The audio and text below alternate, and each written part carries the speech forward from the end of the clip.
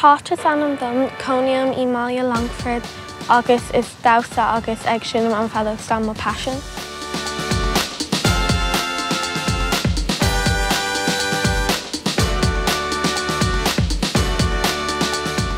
Freisin is maithlam ag bacáil agus ag tréinál.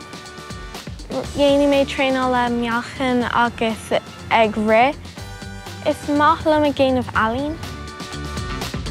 Rinne mé fi seán igor an scoil le mo drathair agus mo iadí. Agus just dunis mé rudaí faoin scoil agus céim fad go raibh sé comhacht. Thosaigh mé ag damhsa nuair a bhí mé 3 mbliana d'aois.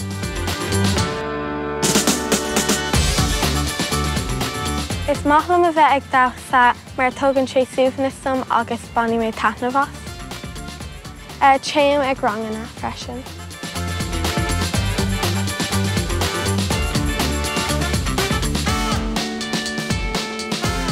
Stíleann na damhsa a dhéanamh mé na hip-hop agus ballet ach is fearlam hip-hop. Is fearlam hip-hop mar just bainigh mé níos mó taitneamh.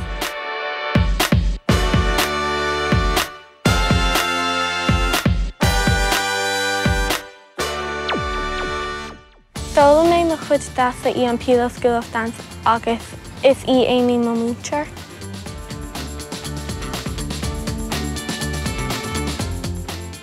Thosaigh mé ag sinnam an fadog stan nuair a bhí mé í Cruthaím. Caithfim ceol traidisiúnta ar an fadog stan. Caithfim ceol le mo rang agus an faoin scoil mo ceolcathacha.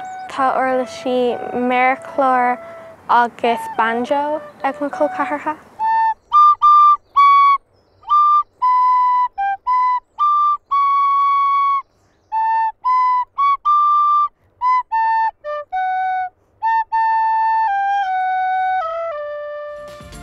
Bhuaithlim ag leann tuaidh leis an ceol agus an damhsa nuair a bhaidh mé níos sinne mar thugann sé suaimhneastam.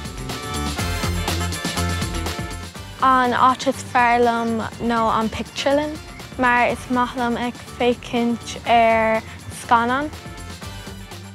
Is mise Cáit agus Cruthaím.